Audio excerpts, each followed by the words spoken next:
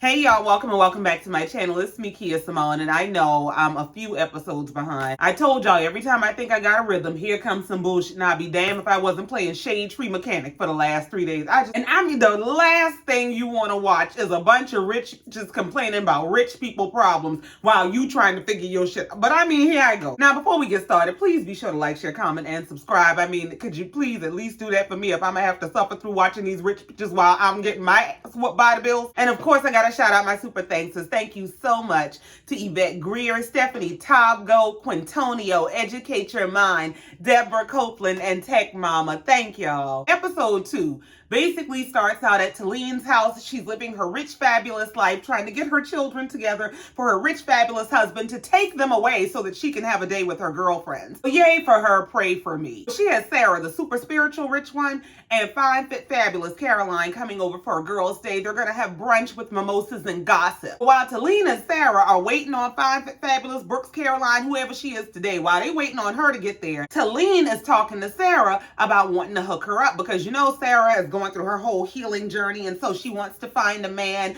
who she can be spiritual and in love with. And Taleen's the girl, I think I got you. I got somebody for you. Sara said, well, good luck finding a rich, spiritual, nice man. Yeah, I don't know about that. My thing is, if you already got the money, maybe don't focus so much on the finances. Find you somebody who is rich in spirit, I guess. I don't know. Apparently rich shit is above me right now. Once fine, fit, fabulous Caroline gets there, they're sitting around having their mimosas and their brunch that's been prepared by a chef, and they're gossiping about the girls. And Caroline starts out singing Sara and Taleen's praises about how these are her closest girlfriends in the world, and she loves them so much, and there's nobody better than them. And let me tell you something, when somebody just get to singing praises like that for absolutely no reason, out of absolutely nowhere, it ain't as genuine as it seems. It's usually a high setup for how low I'm about to go on the next.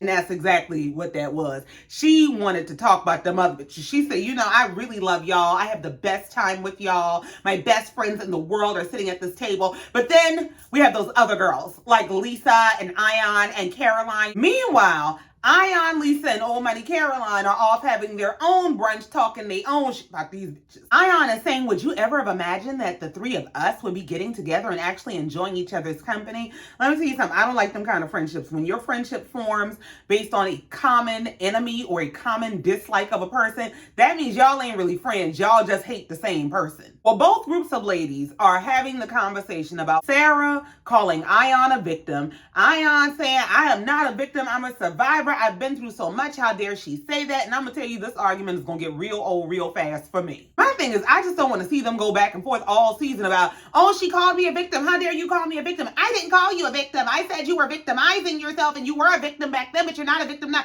Child, tell her lady to go to hell and be a victorious victim today. I don't give a damn. I just don't want to hear that argument. Now, of course, Sara is on her Super Soul Sunday shit. So she's, you know, I'm going to help her. I know that she still has that broken little girl inside. So I don't want beef with her. I'm going to help her resolve her issues. Taleen said, yeah, you think you a savior. And in the name of keeping beef alive, fine, fit, fabulous Caroline and Taleen are talking about how Old Money Caroline had so much to say about Taleen and her no panties moment. I just get the feeling that Caroline Brooks, fine, fit, fabulous Caroline, has some investment in keeping whatever this beef is between Taleen and Old Money Caroline alive.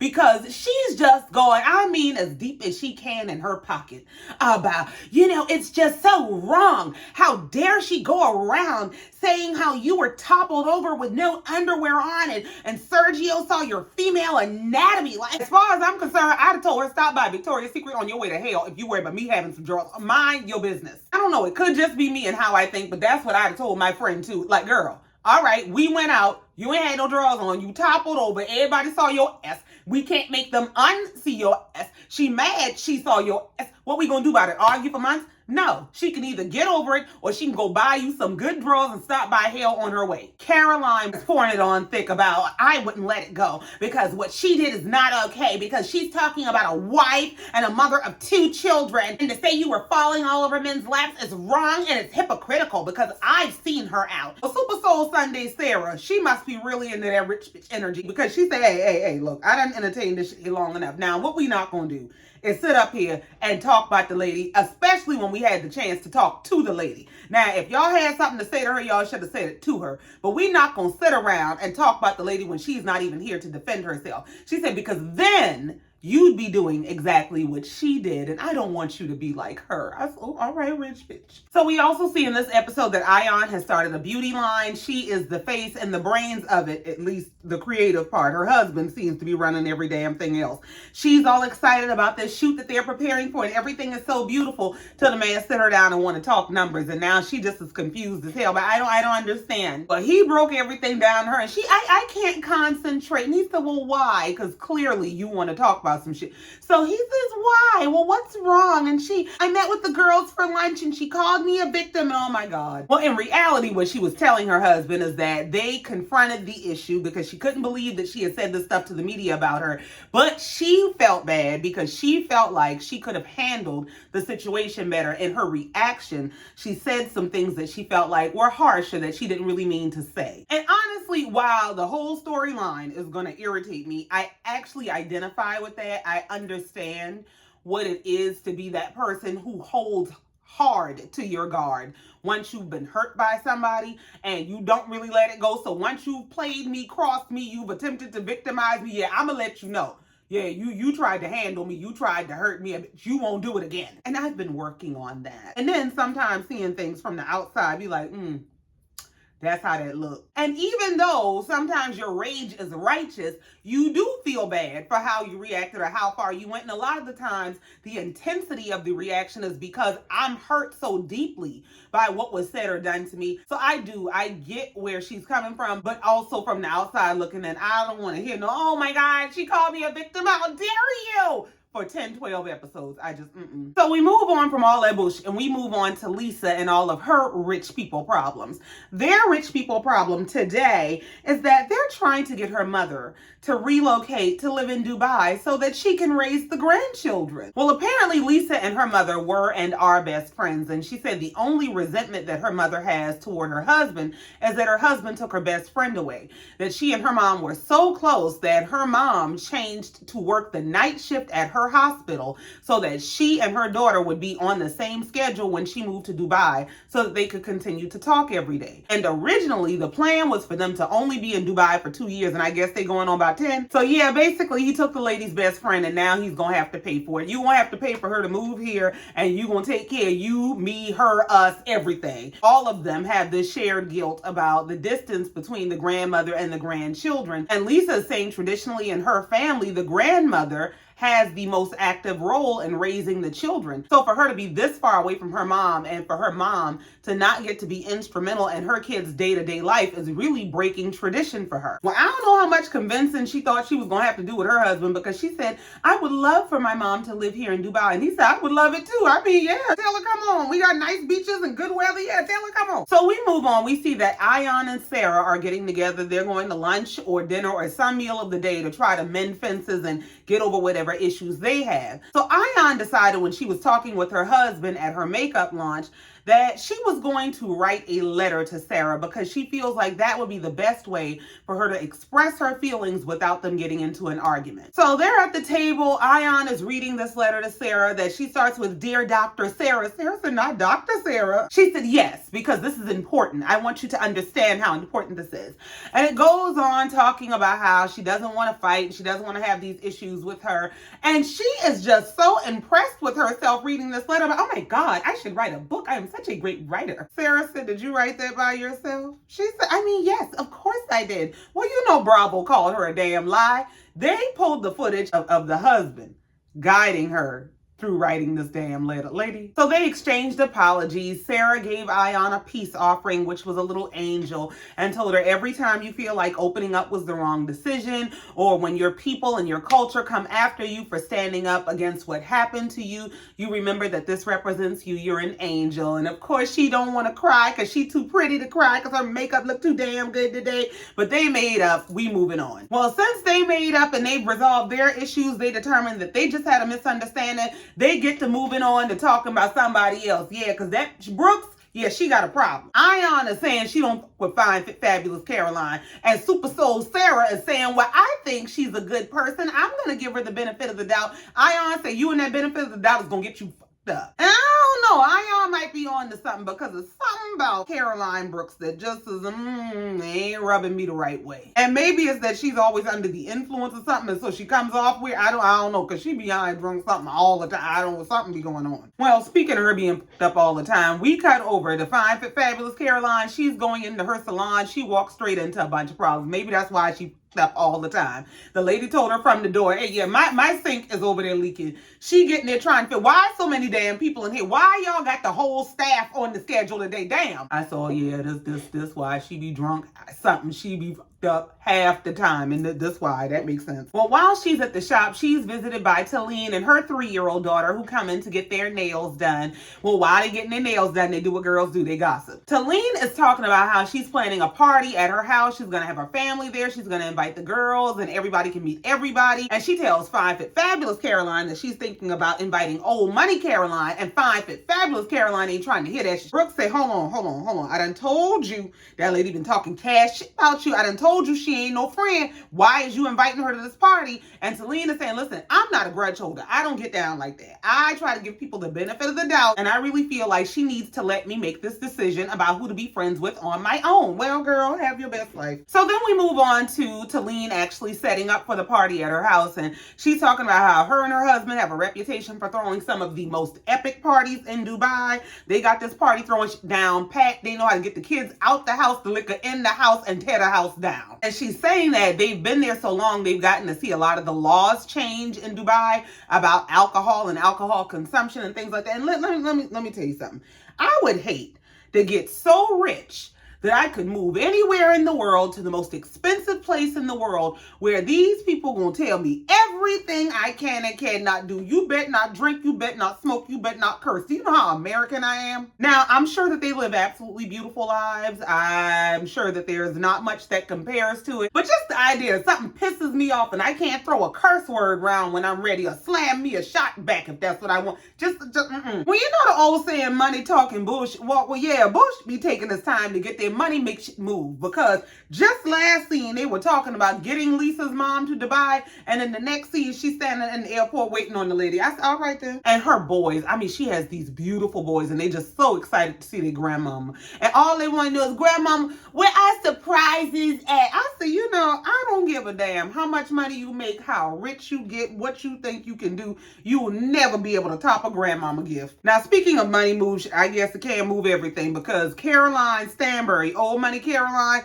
and her young husband Sergio, they still in her friend's apartment pretending that they're getting ready to move at the end of every week. She want to just pack everything and get ready to move. Sergio getting on her damn nerves. They on the friend nerves. He said, look, I'm just trying to get to my damn coat and y'all got shit everywhere. And on top of them not being able to figure out when the hell they getting out these people's house, now they going back and forth because apparently Caroline got some trip planned that her ex-husband is going to be on that her new husband ain't going to be on. Well, the purpose of this trip is that apparently Caroline does have children. She has damn near adult children. Y'all were telling me in the comments that, yeah, she been had kids. I don't know why she wouldn't marry this young man who don't have no damn kids, who gonna harass her nerves by having kids. Because, child, in the beginning of the scene, he talking to her. He got their little puppy walking around, and she telling him not to put the puppy on the bed where her clothes are at. He said, what do you mean? This is my baby. I mean, you won't give me one. So, But now the problem is that she and her ex-husband are taking their daughter, who's getting ready to go to college,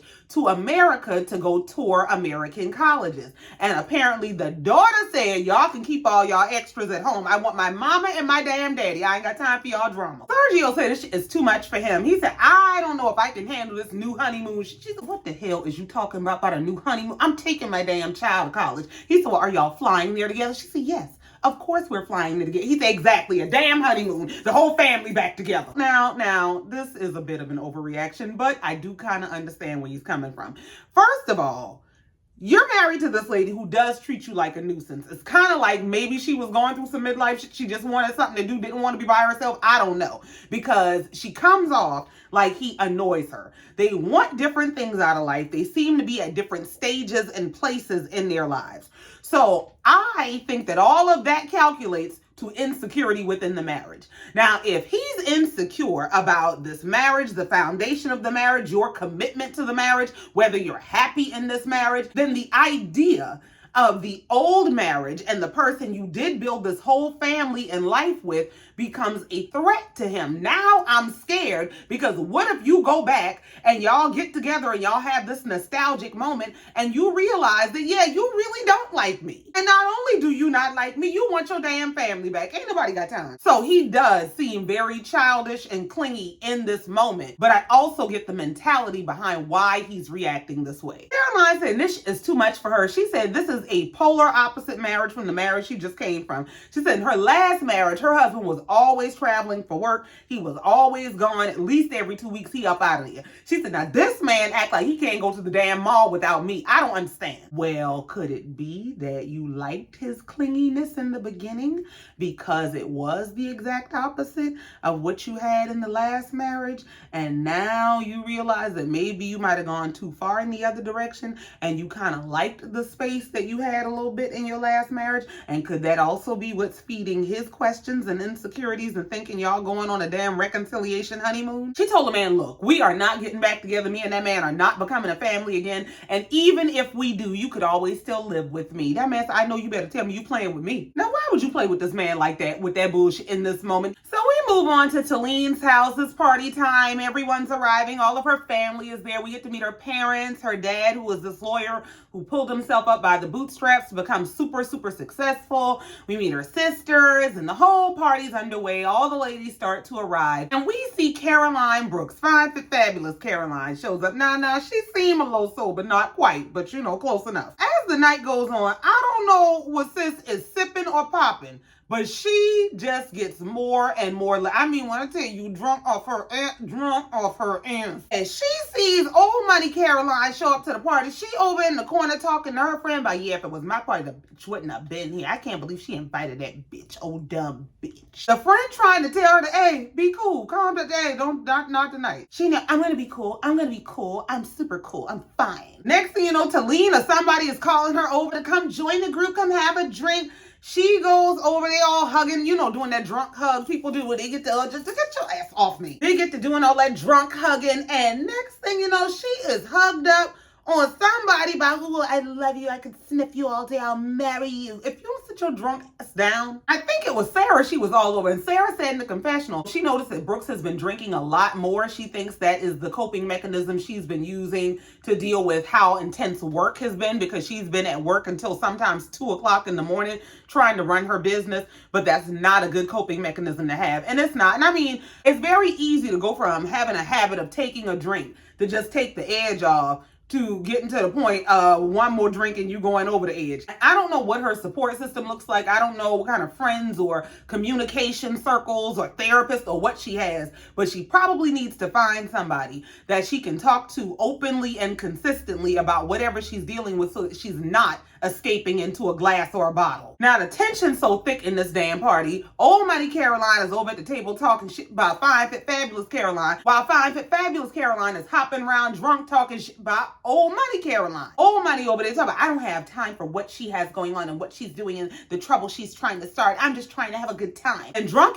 Caroline over there about, yeah, I hope you have on panties tonight. You think I should bend over and show her some of that hoo-ha she's used to seeing? If y'all don't all go lay your asses down somewhere. And then Taleen off to the side starting her own damn trouble. She done took the conversation that her and Sara had about Sara wanting to meet a man and I think I got somebody for you. And in the middle of this damn party, she calls some man over to introduce the man to Sara about, have y'all met? How beautiful is she? Isn't she gorgeous? I know. When I tell you, this will always be one of the most awkward moments you can ever create for people, because unless both people are mutually attracted and interested, this is gonna be some bullshit. All it takes is one person side-eyeing somebody to, who the fuck is, why you got this man in my face? And it's going left. Why would you not only spring these two people on each other, but you spring them on each other in the middle of a party? So now everybody has to pretend that they like each other because nobody wants to embarrass somebody else or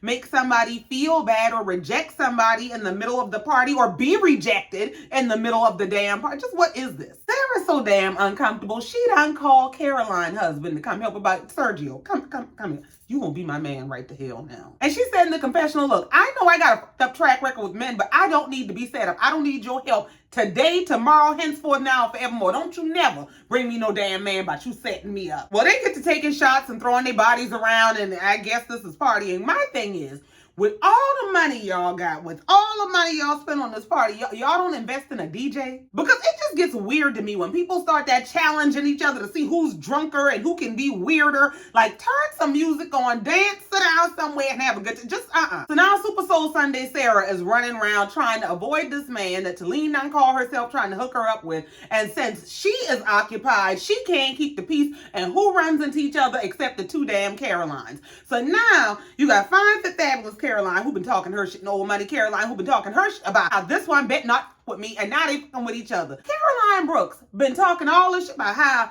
she wouldn't be invited to this party, and she bet not say nothing to me. She got her arm all around the lady, but do you miss me? Don't be a bitch to me. We've been friends too long. I forgot these motherfuckers were friends at the beginning of this. I mean, the way y'all talking about each other. Something must have caught Sarah's attention. She saw the whole clash happening. She pulled them off to the side and tell me, hey, look, y'all are grown-ass people. Y'all can work this out. Sit down and talk. So the conversation starts with Caroline Brooks saying, well, you know, I've been upset. Old money Caroline said, no shit. And not only have you been upset, apparently you out here stirring up shit. Because Taleen told me you had a whole lot to tell her about how I don't like her. This damn girl started playing crazy about, I said that. I told her that. Did she tell you that? Are you sure? Ma'am, you the drunk one. We've been watching you raise purely damn hell around here about this lady talking about Taleen and her no draws and how dare she disparage a wife and mother that way. Like, where you been? This girl went and got Taleen like the lady lying on her. And she said, she just told me that you told her that I told you she doesn't like you. Taleen looking confused as hell. She said, I mean, well, you did tell me she's not a fan of mine. So now drunk as Caroline is mad at Taleen about, no, I told you that she said your whole pussy hole was out. Oh, mighty Caroline said, I don't even talk like that. Ain't nobody said nothing about nobody hole. Taleen said, yeah, I mean, you did tell me the lady was talking trash about me, about my whole ass was out. Now she going off on Taleen, like, yeah, I defended you. Like, girl, you are starting a whole lot of shit, and I don't think you know how to stop it. I guess she ain't that damn drunk because she realized Taleen ain't as upset as I need her to be. So she flips the shit back on the old money Caroline about you disrespected my friend. She looking confused as hell too. She said, we, all right, me and her have already worked our issue out. She said, well, let it go. Taleen said, no, baby, you need to let it go. And let the drink go too, because whatever you drinking on is whooping your ass. So now Sara and Ayan are back outside. They're in the middle of the conversation. They trying to tell Brooks she's being absolutely ridiculous. Like, even the whole thing about her ass being out, it was supposed to be funny. It was kind of a joke. You are really blowing this out of proportion. She around there drunk and confused, mad with everybody looking at Taleen about, am I being ridiculous? Am I blowing this up? And you could, Taleen want to tell her, hell yeah, so bad, but this bitch is about to tear my party up. And episode 2 wrapped up with old money Caroline getting up and walking out the conversation. She said, this girl can't even keep her eyes open or focused on me. I can't have a conversation with that. That's it for episode 2. Before I move on to episode 3, thank you so much for coming down here listening to me and letting me get this off my chest. Please be sure to like, share, comment, and subscribe if you've not already. And in the meantime, until next time, just like every time, I love you and I mean it. Bye.